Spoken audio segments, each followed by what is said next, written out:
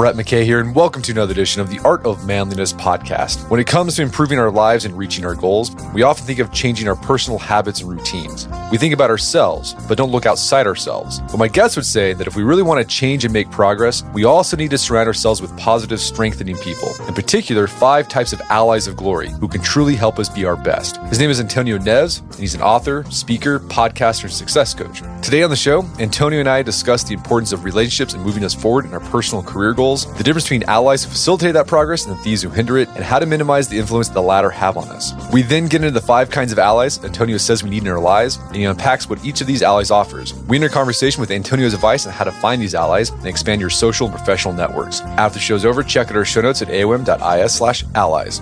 Antonio joins you now via clearcast.io.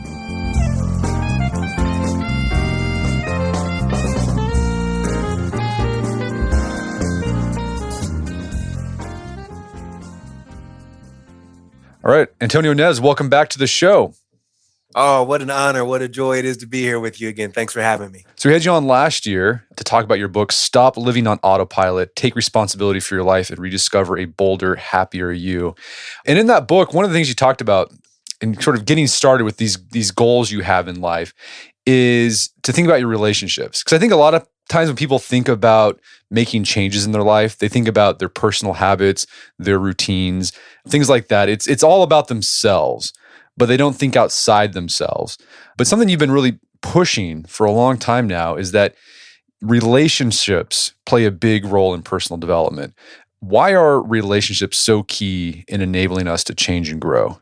Yeah, well, first, you know this. Habits and routines just aren't enough. And it makes me think about this classic quote from Will Rogers. And he says, a man only learns in 2 ways. One by reading and the other by the association with smarter people. And I find that to be 100% true.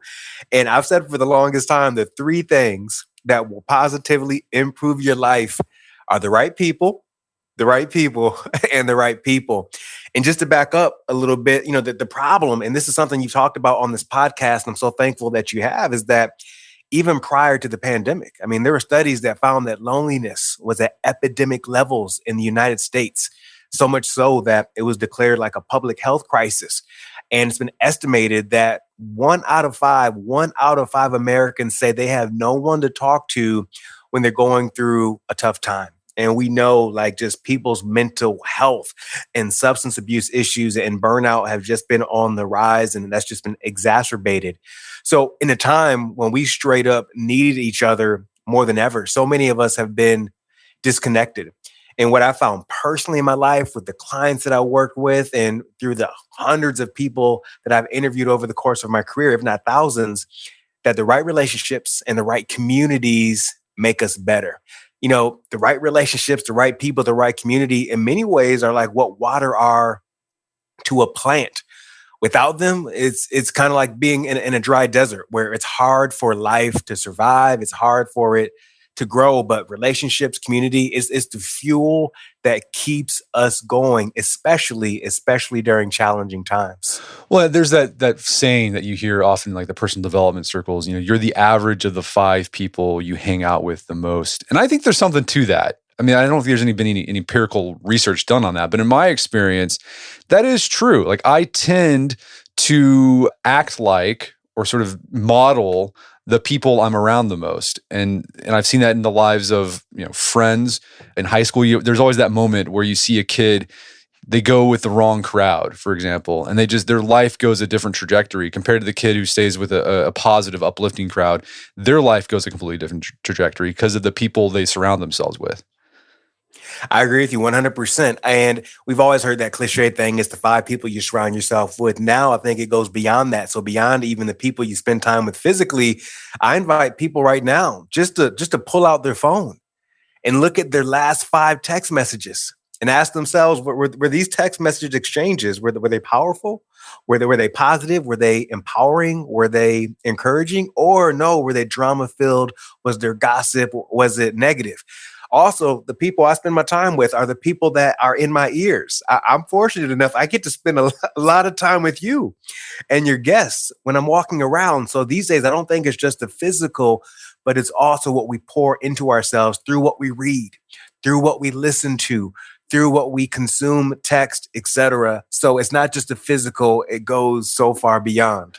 No, I was having this conversation with my kids the other day about sort of educating your desires, right? And this idea, I was trying to get to like, there's all sorts of organizations and people out there who want to change what you desire. We talked about advertisers. They want you to desire the stuff they're selling. And so a YouTuber might be wanting you to listen to this idea. I was trying to get home to the idea is like, you got to be really intentional and careful about the things you consume or the people you interact with, because subtly, you might not know it or not, they are modeling a way of life for you. And if you want that way of life to be positive, uplifting, ennobling, enabling, then make sure you surround yourself with people, not just physically, like you were saying, but also just in the ether, the podcast, the YouTube channels you view, the things you read. Make sure they're also shaping you or directing you towards where you want to go in life. Yeah, I couldn't agree 100% more. I think about even like my young kids, my wife and I, we have 6-year-old twins. And based on what they're listening to or what they're watching when they get to watch something, we can sometimes see a real profound shift in their mood, in their energy. It's the same thing with me when I listen to podcasts. Like I could be having a pretty bad day, but I can go on a walk and listen to a podcast and feel like I have a conversation with you or someone else and learn, and it can change the whole mood of my day. It's the same thing when it comes to music. Like I love music. I like aggressive hip hop music when I run. But let me tell you something. I do not want to go into a meeting right after listening to aggressive hip hop or rock and roll music. So what we consume, what we listen to changes everything about our dynamics and how we interact with the world. So in your last book, Stop Living on Autopilot, you talked about there are two types of people in our life, relationships we have. There are allies. Those that we want allies in our lives. And at the same time, you say we need to get rid of thieves in our lives. What's the difference between allies and thieves? Yeah, well, the first time I came across this concept was way back in undergrad when I was on the track and field team at Western Michigan University in Kalamazoo, Michigan.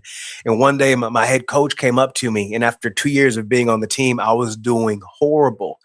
But he pointed something out to me. He said, in 2 years of being on this roster, not once have I seen you spend time with those two guys. And he pointed to two guys on the track. And these were two All-Americans, two of the best athletes in the country. One would go on to compete in the Olympics. Another one would go on to compete in multiple world championships. He said, in 2 years, you have not spent any time with these people. And he said, instead, you're hanging out with those guys. And he pointed over to a group of guys that were hanging out on the high jump mat, laughing and having a good time. Now, here's the wild thing. Those guys on the high jump mat laughing and having a good time, they weren't bad people. They weren't committing crimes, but they were not All-Americans. And in a way, Coach Shaw introduced me to this concept of thieves and allies. And I look at thieves, I call them thieves of ambition. These are those people that don't encourage you, that don't inspire you. They're the people that don't challenge you or push you or hold you accountable to be the best version of yourself. To get more specific, thieves are those people that in some shape or form, they always have drama going on in their lives. I guarantee people listening right now, you probably can identify one person in your life who always has some type of drama going on in their lives. And thieves are also people that they're what my friend, the author John Gordon, calls energy vampires. When you spend time with them, they wear you out. But on the flip side, we can spend time with allies of glory. These are these amazing men and women that have a unique set of skills and expertise, and they encourage you, they inspire you, they challenge you, they push you, and they hold you accountable to be the best version of yourself. These people, when you spend time with them, they don't wear you out. They don't drain energy from you. Know that they fire you up. These people don't have drama going on in their lives. They have great things going on in their lives. I've had the opportunity over the course of my career as a journalist, but also as a coach to interview and work with amazing CEOs, executives, politicians, Grammy and Oscar Award winners, you name it. And there's a reason why these super accomplished people, they work with coaches and they surround themselves with people that make them better. Allies, they provide objectivity. They can see things from an objective and unbiased point of view that on our own we're likely to miss. And what I've found over the course of my life, and I'm curious of your perspective, is that sometimes our family and friends can't always play this role for us because they're a little bit too close and they're anything but objective. No, I think that's true. And it's also they've got a relationship with the you of the past or the current you. And whenever you try to, if you want something different, that disrupts their relationship with you because it's now things are different between you and them. And that can be uncomfortable. And so they might not outright sabotage you, but they're not going to probably encourage you as much as you'd hope they would. Yeah, I think you put that perfectly. In many ways, it makes me smile a little bit that many of people who know us well, they have a vested interest in us staying the same. Because when we don't stay the same, when things change, when we grow, when we find certain markers of success in our life, that can cause friction with them. In fact, I talk about how sometimes it can actually threaten people. It can scare people when we grow. And I think that's not because it's malicious. I think because in many ways, as they see us grow, they see us stretch ourselves, they see all of a sudden, wow, they're spending time with this different community now, et cetera. They're listening to different things. They're showing up to different events. What it does is that it can hold up a mirror to all the things that they're not doing in their own lives. And that can cause some internal friction to happen. And that's when sometimes those passive aggressive comments can show up, or, oh, you're too good for us now. Slow down. You're making the rest of us look bad. That's when those kind of things can show up, though they may not even be aware that they're experiencing some internal friction. Yeah, I mean, there's a mixture of envy going on, perhaps. And I think a lot of it's just fear. I think sometimes people get afraid that they're going to get left behind. And that can be frightening. That's spot on, especially when you hear something, and you've probably heard this over the course as this podcast has exploded over the years, when must be nice. Right. Must be nice to have a top podcast. Yeah, it is nice. But they don't think about episode 1 when there are only a few listeners, or at the very beginning when you're doing this and managing so many other things. And, we have the opportunity, hopefully, to invite them to go on that journey that we're on, and they can join us as well. So, you're saying, I think one of the things you're getting at here, sometimes the thieves in our lives are often the people we have the closest relationship. We're talking friends and family. So do you have any advice on, because I don't want to say, I don't think you're saying well, you just got to cut those people off. You got to cut your mom off completely, or this is your best friend, or even you're talking about those track buddies you hung out with. They weren't bad guys. They weren't doing drugs. They weren't in jail, but they were holding you back in a way. So how do you get those thieves out of your life, but in, I guess, a humane way is what I'm trying to get at. That's a great way to put it, in a delicate way, in a humane way. First, and this is, I think the world would be much better off. All of us would be much better off if we were willing to have some tough 10-minute conversations. Right now, we all there's a tough conversation that probably needs to take place with your spouse, with someone in the office, with a friend, a family member, that for whatever reason we've been unwilling to have that tough 10-minute conversation. I think sometimes, funny enough, that's what being a man, that's what being an adult is about. Being willing to have those uncomfortable conversations. To be practical, if there are some thieves in your life, folks that are draining energy and they're not positive, what I recommend is doing exactly that. Have a conversation with that individual, not a text message exchange. Have a real conversation with that individual and, invite them on their journey. Let them know, tell them straight up what you're up to, what your goals are, what you're looking to achieve in your life. And this is the challenging one right here. Also, let them know what your expectations are for the friendship moving forward and go from there. What you're doing is you're not saying, I'm cutting you off, I'm leaving you alone. Instead of what you're doing in many ways is you're making an invitation for them to join you. And just the courage to have that conversation can positively change so many different things. I mean, it doesn't mean that you'll never see or talk to these people again, no, but if they don't decide to go on the journey with you, but what that will require for you to do is just to create some clear boundaries and decide when or when not you're going to be in certain people's presence. And just briefly, you talked about family. Now, family, this one can be super challenging, obviously, because they're not going anywhere. Again, I invite folks to have that conversation with them. And if it's a loved one, say, and I talk to so many people, they're like, Antonio, I hear you on this, but guess who's not on my journey with me? Guess who's been a thief? They say their spouse. So you can imagine how tough that one is, my spouse. So sometimes you have to go into counseling or therapy to get support with that. And if for whatever reason they're unable to shift, again, there are some types of boundaries that need to be made and maybe even some big decisions down the road. So it's not easy, but I'm inviting people to be courageous and to be bold, to be willing to have some tough conversations. The results of that conversation, they might just surprise you. I'm curious, when you had that conversation with your track coach about the thieves you were hanging out with, did that change your behavior? Like, you started hanging out with the All-Americans? That changed so much. At that time, I was a walk-on. It was my sophomore year of college. I walked on the track and field team. I could have been cut at any moment from that team. I had loved track and field since seeing Carl Lewis win 4 gold medals in Los Angeles in 1984. There's nothing more than I wanted than that. And yes, that changed me spending more time with those allies, learning from them, seeing how they show up every single day, learning from their standards and their values, and most importantly, their level of commitment that I did not have. And what that led to is a couple of years later, I found myself an all-conference triple jumper. No, I never became an Olympian or NCAA champion, but I did become an all-conference triple jumper. I earned a partial scholarship, which was cool because my mom was paying for a portion of my tuition on a credit card at that time. And it showed me how to show up differently. And that has impacted my career ever since then. That Coach Shaw and that message sticks with me every single day. All right, so take a look at your life. Look at the thieves, the people who are sucking energy out of you, like they're those vampires in your life. Maybe it's not intentional oftentimes, but find out people who are kind of getting in the way of goals you have of improving yourself. And then if you need to, you have a tough conversation. It doesn't have to be mean. Just be like, hey, I love you.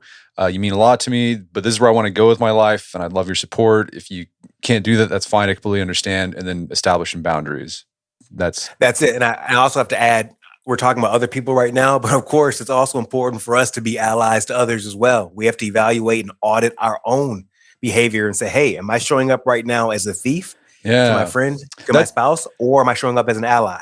That's a good point. Oftentimes we think about other people being the thieves, but am I being the thief? Am I the energy suck here? That's always good to turn that question on you. Absolutely. A fun question to ask ourselves, I do this in training sometimes at organizations, is to ask the question, what shows up when you show up? When you show up, do things get better or do they get worse? Because we all can think of that example of you're at a party, you're having a great time at the party, and then the door opens and somebody walks in and you see who it is and you're like, oh no, this party is about to turn a negative corner. Or you've been in that meeting at work, and it's that meeting when progress is being made, people are making firm commitments, momentum is happening, and then that door to the conference room opens, and that person shows up, and all the progress we just made is going to be lost because this person is going to come in playing devil's advocate nonstop. So what shows up when you show up? The goal for when we show up and when people think about us is for things to get better. Yeah, you want to be the guy that everyone's excited when they show up and sad when you leave. You don't want to be the guy that everyone just gets bummed when you show up and are happy when you get out of there. 100%. Yeah. We're going to take a quick break for a word from our sponsors. And now back to the show. All right, so we've been talking about thieves. Let's talk about allies. And you talked about this in your first book, but you've been fleshing this idea out more. And you've been saying that there are 5 allies everyone needs in their life. And let's talk about these 5, starting with the encourager. Who is the encourager? Yeah, the encourager is that individual that does the work that a lot of people don't see. But when this person is around in your life, you always seem to be at your best. I think about like during tough spells, they're willing to always support you with perspective and that unwavering commitment. They're rooting for you. Like in sports, this is that person that's just consistent. They're not the MVP, but they show up. They have a strong 301 batting average, a high on-base percentage, and they're probably underrated in many regards. They're consistent. They're not fair weather. And when I think about the encourager in some ways, I think about this character in the Apple series, Ted Lasso. And in many ways, even though he's the lead character in that television show, Ted Lasso is that encourager for everyone in his life. We could all use an encourager in our life. Who's the encourager in your life? Wow, what a fantastic question. Well, one, I got to say, I'm fortunate enough to have my wife as my encourager. As I'm just thinking about last night, sitting on the couch with her while I was editing something that needed some love, and she was there to encourage me as an ally. I have quite a few people in my life that give me a lot of virtual high fives, even when they somehow they know when I need it. And in the field of work that I do, as a coach, as a speaker, and an author, and maybe you can relate to this, a lot of the work that I do it's isolating. I do a lot of work by myself when I'm not on stages in front of a lot of people. And I think sometimes we forget that the encourager, which I consider myself, needs an encourager. So the question, Yeah. who encourages the encourager? So I'm fortunate enough to have a good number of people in my life that do that. All right. So basically, the encourager is someone who's you can go to, who's going to give you those high fives, give you the pats on the back, saying, "Hey, you're doing a good job. Things aren't as bad as you think." Because I think everyone has had those moments where, man, everything's just terrible. I'm not doing well. An encourager probably brings some objectivity to the scene because they say, actually, things aren't as bad as you think they are. You're actually doing pretty dang good. That's what they're doing for you. Yeah, they're always rooting for you. It's that person, even when you have a bad day, even when you messed up, if you go have a walk with them or a beer with them, they're not going to sit there and tell you everything you did wrong. They may just sit there with you. Yeah. They may just be there with you, know that I'm here. And sometimes those two words are powerful. I'm here. Okay, so this could be a spouse, could be a friend, could be a colleague. The next ally is the playmaker. What is the playmaker? The playmaker is that person that we all have in our life that, in some shape or form, they're making some great things happen. It's that person that has that infectious energy. And when you need a jolt, of creativity, energy, or motivation, they are your go-to person. The playmaker is interesting because they move fast and they don't have a lot of patience for indecision. They regularly make decisions. They're that person that reminds you that if you miss a shot, just keep shooting. These days when I think about the playmaker, and this may be a bit polarizing for some people, I think about people like Steph Curry, or I think about even someone like Elon Musk. Like, whether you like these people or not, one thing they're going to keep doing, they're going to keep shooting, they're going to keep thinking big, and they're going to keep getting after it. And I think we need people in our life to keep us fired up in that regard. So these people, you're looking to the playmaker to model proactivity and like an action-oriented bias towards life. 100%. They keep you moving forward, thinking forward. They're not going to let you sulk on how you messed up, what happened yesterday, etc. And again, they have good things going on in their life, so that they're a great model of to keep moving and to dream big and to think big. As you're describing the playmaker, I imagine that older men would probably find their playmaker in a younger guy. Right, because an older guy, they've probably done it all. They've probably feel like you kind of become complacent. But a younger guy, they've got nothing to lose, so they're more willing to take those big actions, those big risks. I think there's something to having those relationships with younger individuals because I don't know, it reminds you. It's kind of weird because I'm getting to middle age now, so I'm like thinking about that sort of stuff. Yeah, but it reminds you, you can still take action. There's something about the energy you get from those younger people that can spur you on as well. Yeah, I think reverse mentoring is so important, but odds are we probably can think of certain stages in our life where we were that playmaker. I mean, I can still think back to moving to New York City with less than $1,000 in my bank account, with dreams of breaking into the television industry. And I was hungry, I was bold, I was courageous, I was optimistic. I think a lot of times, it's funny now that you say that, a lot of times when people say things like, I miss the old days, what they're really saying is, I miss who I was. How I showed up in the old days, because I don't show up like that person anymore. Right. So having that playmaker kind of remind you about that can help you get that back. Exactly. Okay. So we got encourager, we got playmaker. The next ally you described as the facilitator. Who's this guy? The facilitator is that person. They always can see the big picture. And they can support you, and let's say in managing the flow of information. I mean, you can probably think about this person kind of like a project manager, that they're really good at knowing when you can speed things up or when you can slow things down. They can see things that you probably can't see because they're seeing the big picture. They're also a great connector, and they can provide really sound guidance and advice. So who are the facilitators in your life? I have a few facilitators in my life. One of the key facilitators in my life is a dear buddy of mine, Bassam. Whenever I get in the muck, I get stuck in the rut. With an amazing skill, he can unpack all of that and help me see the bullet points and the connections and things that I can't see. Bassam is brilliant at that.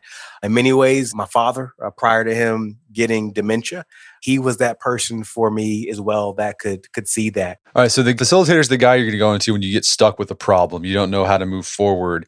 And they're there basically to bring new perspective, help you. They're able to connect dots that you otherwise couldn't see or other people couldn't see. Like that's what they do. That's it. That's the point guard on the basketball floor. They're guiding the tempo of things. They're at the top of the key. They can see things that you can't.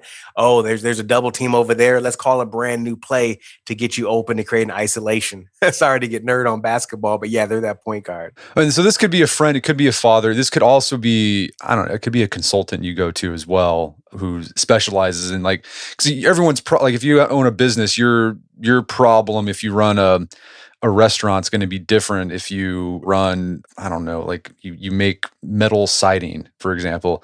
So you might want to try to find a facilitator in your respective field of work.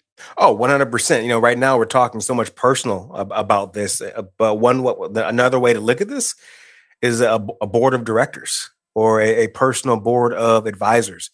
That's one thing that board of directors do. I have the opportunity. I've worked for startups. I've covered startups as a journalist when I was a reporter and correspondent with NBC, hosting a business show for over 3 years.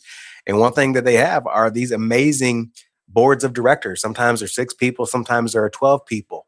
And one thing about those 6 to 12 people, they all have different skill sets. They don't need three facilitators or four encouragers. They bring each person in for their individual strength that they can bring to provide expertise to this team who's looking to grow, scale, increase revenue, et cetera. All right, so we got encourager, we talked about the playmaker, we talked about the facilitator. The next ally is the rock. What's this guy look like? The Rock is the veteran. That's that person that when all hell is breaking loose, that they're that person that helps remind you what's most important and to provide you with perspective. This is that person who has been there and they've done it, right? They've been there, they've done it. They're probably a veteran in some regard. They're a little bit older. You need this person to help keep you grounded and supported. And they help you provide, alignment when you think about your visions and your different goals. When I think about The Rock, I think about Star Wars. I think about someone like Obi-Wan Kenobi.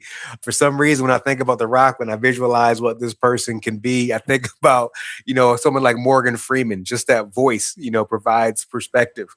The Rocks in my life are individuals that are, much older than I am, most of them.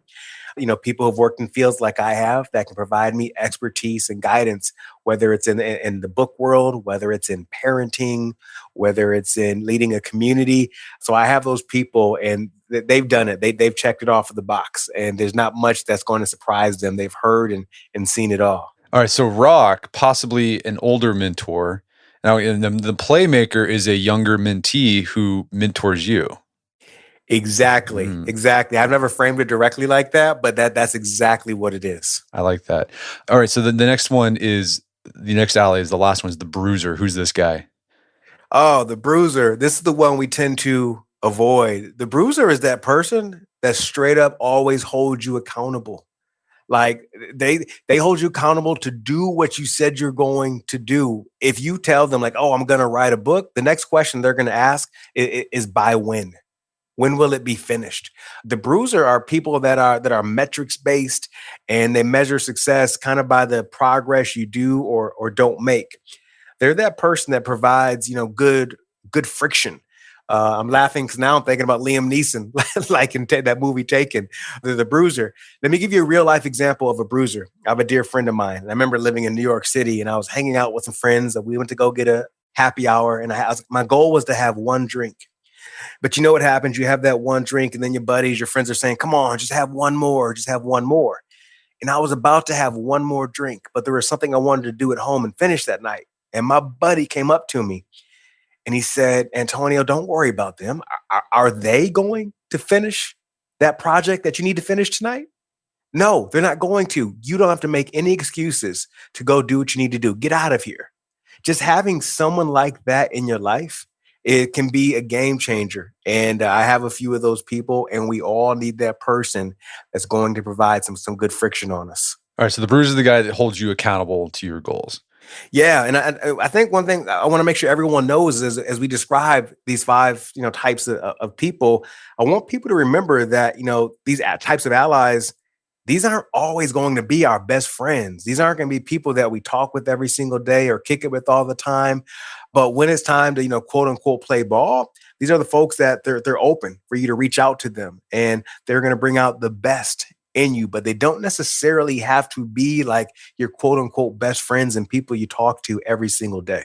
And I actually think it would be counterproductive in some instances for them to be your best friend, because like when you have a friendship with somebody, it brings in an element of, you don't want to hurt the person's feelings, or you want to maintain the relationship, right? That's important, that's normal and natural. Some of these roles, like the bruiser type or the playmaker, they might ask you or push you to do things that if you had a friendship with them would strain the relationship, but you need to do it nonetheless because it would be good for your either professional or personal goals. I agree. I mean, you think about relationships with, say, your spouse. I can't tell you how many times my wife has made suggestions to me to do X, Y, or Z, and then I'm on a road trip, and I'm like, "Oh, honey, I was talking to somebody on a plane, and they said I should do this or stop doing that," and she's like, "Well, I've been telling you that for the past 6 months." But it's so funny how sometimes when we hear that advice somewhere else, we're willing to take heed to it and listen to it. But sometimes when it's super close to it, as you mentioned, it doesn't have the same effect. Well, I've seen that in the life of my own kids, especially my son. I'll tell him, "Hey, you should do this thing." And he's like, yeah, whatever. But then when some other grown man says, "Hey, you should do this thing," he's like, "Oh yeah, that's the best idea in the world. Why didn't I think of that before?" And it's like, okay. And I mean, that's why I love it when my son interacts with other men who their goal is to grow and develop, good young men. Cause like my son's more likely to listen to that guy as opposed to me. Like I want this, I want the support, I want the help. I remember I had this experience a couple years ago when I wasn't coaching flag football, my son's team, but there's another guy coaching, and this guy was great. He was a firefighter. And at the end of practice, he would like teach a life skill. So he was like teaching the boys how to shake hands and look people in the eye. And I remember this dad standing next to me. He's like, "This is dumb. Why would you I'd do that to my kid." And I was like, man, I want my son to like have that reiterated over and over again. I'm glad this guy's doing it because he's probably more likely to listen to that guy as he is to me. I'm so glad you just shared that. I mean, I'm going to adopt that. I help coach my son's baseball team, and just learning that important life skill that is so critical. And something I've learned coaching my son's baseball team, which by the way has been one of the biggest challenges of my life. I'll never forget when the head coach was out one day, and I was so excited to lead practice. And it was the biggest hot mess I've ever experienced with some 6-year-olds. But one thing I learned in coaching is that me and some dads, one thing we do in practice and at games is we focus on the other person's kid. So Paul will focus on my son. I'll focus on Paul's son, etc. And to your point, when Paul is coaching my son, my friend, or I'm coaching his son, etc., they listen so much better. So sometimes I have to back away and allow that space for that to happen and not be mad at it, be happy about it. And it's fun to observe them from a distance and see how they show up with others. Yeah, it's because the relationship gets in the way, right? Because like you and your son are so worried about, I'm going to make my son feel bad, or I'm going to disappoint dad, that it ends up the coaching just goes nowhere. But if you have an outside person doing it, there's not that weird strained relationship thing going on. Yeah, I agree. And it makes me think about, this is kind of unrelated, but related. It said, someone once said, your children reserve their worst behavior for you, but they show up amazing for other people. All right. So here's a question. Do these different allies, they need to be different people, or could they, like one person take on 2 or 3 of these roles? I think, sure, depending upon the context and situation, sure. I think folks can play a lot of different roles. We all have different seasons in our life when different things are taking place. I'm playing certain roles for people right now as a father to new fathers that I couldn't do, obviously, a few years ago. Now that my business is in a different place, I can provide some mentoring and some tips to folks that in the past I probably couldn't. And yes, I do have some people in my life that can definitely fit multiple buckets here that I'm willing to lean on different topics. I think the key thing is just knowing in your head, like, what do I most need right now? That's a question very rarely do I ask ourselves. It's a great coaching question. What do I most need right now? When you ask yourself that question, you can identify, do I need a bruiser right now? Do I need an encourager, a playmaker? And then you can act accordingly and contact that person. But here's the thing, we have to remember that 9 times out of 10, if not 10 times out of 10, people are willing to help us. Like right now, people are like, I don't know what you're talking about. And people are willing to help us. And we must be willing to ask for that help. The hardest step in making this happen is picking up the phone and making a phone call or sending an email. Once you do that, things get pretty easy. So there's something I want to flesh out there. I think is really important. What you're saying with these allies isn't that you could have you need to have all 5 of these allies at all times in your life. Depending on where you are in your life, you might need this particular person. It doesn't mean you need to have an encourager, playmaker, facilitator, rock, bruiser right now. It could be like this moment in where you are in your life. Maybe you just need a rock, or maybe you need an encourager, and find those people. Yes, and I'm like, to your point, intentionally right now, I'm investing a lot of time first adding value to these people, but also learning from a lot of quote unquote playmakers right now. Like this is a season for me to think a little bit bigger in what I'm doing, to add a zero to things, if you will, coming out of the past few years where I felt myself a bit, on cruise control some. So I'm spending a lot more time with these playmakers that have made great things happen or are continuing to make good things happen. But right, I'm not always going to have all 5 people in my life at the exact same time. And then the other point you made as well, I want to just make sure people see that. Not only look for these allies and other people, but also turn the question back on yourself. It's like, well, how can I be one of these allies for the people in my life? Oh, we have to. We have to make sure we're adding value. We're providing that support. How we can be this type of, this type of individual for others. And I just want to remind people that these people exist in our life, because a lot of people are saying that's great, but where do I find those people? And we can talk more about that. But I'll just say right now, former colleagues, former classmates, people that you're connected to on LinkedIn, people you've met at events, et cetera. These people do exist in our lives, but it just takes a little effort to find them. Well, let's talk about how to flesh that, because I think a lot of guys have difficulty making friends or expanding their professional or social network. Any some brass tack tips that people can do to find these allies? Sure. First and foremost, if you're just getting started again, if you've been isolated for a long time, like so many people, if you've been disconnected, I want to give yourself some grace, some permission to have some grace and to be patient. And funny enough, when it comes to making friends and creating communities like this, especially as we get older, it's kind of like dating, making new friends, creating communities like this. So we have to be patient. We have to be interested. We have to make sure we're also adding value, not just taking from someone. And again, it takes time. So patience is key. So just some practical suggestions just to surround yourself with allies, just to have a good community around you. The cool thing is that if you have a hobby or a passion that you're into, there is 100% a community available around it, whether it's in person or it's virtual. I don't care if it's golf, frisbee, computer building, if you're into flying RC planes or Corvettes, guns, crypto, jujitsu, I don't care, Premier League soccer, there is a community around it that you can find. It goes beyond that. Faith groups, Rotary clubs, the city council, coaching your kids' sports teams, etc.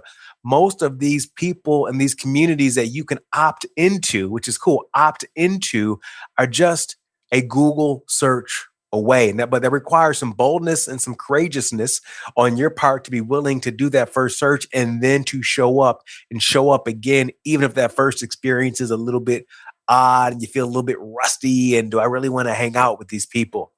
And here's another practical tip. And this is one we don't talk about enough. Sometimes you have to write a check. Like straight up, sometimes you have to write a check and you have to invest in yourself by joining a community, a dad community or community for professionals or looking to do certain things. You have to write a check and invest in a group coaching program, club, class, or something. I think we forget that sometimes that things change when we're willing to invest in ourselves, and something energetically happens when you write that check or you see that deduction from that monthly membership coming out every single month. It makes you show up a little bit differently. Guess what? You're not going to miss that meeting. Guess what? You're not going to miss those office hours or that happy hour because you are financially vested in being there. And the last thing I'll say is if what you want does not exist, guess what? Sometimes you're going to be called to create what you want for yourself. You may just have to create what you need and then invite people. And it may start off slow, and that's okay. But you get that one person that leads to another person, et cetera. Before you know it, you could have a thriving community that's together supporting each other, making each other better, and celebrating one another's wins. So hopefully those are some practical tips that folks can apply. Yeah, and I was thinking too, like I imagine you're not telling people or suggesting that people, okay, they go out and they join these groups and they see some guy and you shouldn't go up to them and be like, you know what? Will you be my playmaker? I need you to be my playmaker. I don't think it's that. It's saying, okay, be social, just have a good time as a human being, form friendships, form relationships. And in the process, you're going to probably see people like this guy's doing stuff. So I'd like to just maybe I'll go out to lunch with him and just talk about what he's doing. I'm not there to get anything from him. I just want to hear what he's doing, and then maybe his energy of playmaking will rub off on me. I mean, I think a lot of times when people hear about networking and creating, they either do it really awkwardly or they don't do it because it feels awkward. It doesn't have to be awkward. I think what you're providing here is a framework that you can lay over on relationships. Like, this guy, he's a really great guy. I enjoy spending time with him, but he's also a facilitator type, and he could help me in my business in this area. See what I'm getting at? I'm trying to avoid people being just going up to be like, hey, I need you to be my rock. And people are like, what? That's weird. I don't want you to, get away from me, weirdo. Yeah, please don't do that. That's exactly not what we're saying. When we go into things with an agenda, people can feel that. They can smell that. They don't want to be around it. However, if we show up to any of these types of communities with the intention of learning, of growing, and adding value, so many things can spawn from that. That's why once again, we have to be patient. What I want for all of us is that, as we mentioned earlier, what shows up when you show up. I want us to be associated with greatness. When people think about us, I want a smile to come on their face, and I want them to associate with us with greatness. And as I've built relationships around my lifetime that have made a key difference in my life, I wouldn't be talking to you now. I wouldn't have experienced all the amazing things I have in my career without the relationships that I made. The key thing I did is I built relationships is I would always go into meetings, coffees, cocktails, events, and my energy has always been, I want to learn as much about you. I want to learn as much about your story. Genuinely want to learn about these individuals who I spend time with. And one thing about that is people love to talk about themselves. They love to share. And we can learn so much from someone else's story, path, etc. And here's what's amazing. Once you do that, at some point during that conversation or another conversation down the road, that person's going to say, enough about me. Tell me about you. What are you up to? What are you looking to accomplish? How can I be helpful? But that only happens once we build that foundational trust, which is so essential, which people try to circumvent via DMs on LinkedIn or Twitter. And you just can't do that. It takes time. So one thing I think it's useful to circle up with here at the end is that while you're looking for these allies in real life, you can find the sort of guidance, inspiration from allies in the media you consume. So, podcasts you listen to, books you read. One thing that I've found really useful in my own life is reading the biographies of great individuals. And because it gives you a model of a life that you might want, and it allows you to look at your life differently. And there's this idea that I got from Napoleon Hill that I really like. It's, create a cabinet of invisible advisors. So you think about who are the individuals that I admire and what can they teach me about different facets of my life? And so you study them. So, it could be Teddy Roosevelt, Frederick Douglass, some great inventor, some great media mogul, study their lives, and then see how you can get inspiration from them to improve your life. So I think it's another way to look at allies. Well, Antonio, this has been a great conversation. Where can people go to learn more about your work? Yeah, just head on over to theantonioneves.com, theantonioneves.com, and you can find everything there. Fantastic. Well, Antonio Neves, thanks for your time. It's been a pleasure. Appreciate you. My guest today was Antonio Neves. You can find more information about his work at his website, theantonioneves.com. Also, check out our show notes at aom.is/allies, where you find links to resources where we delve deeper into this topic.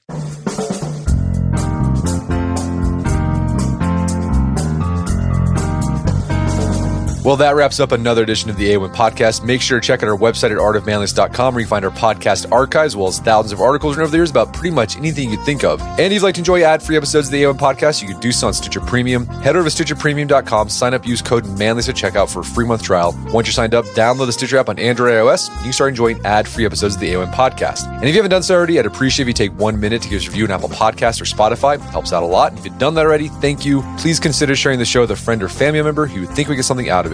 As always, thank you for the continued support. Until next time, it's Brett McKay. Remind you not to listen to the AOM podcast, but put what you've heard into action.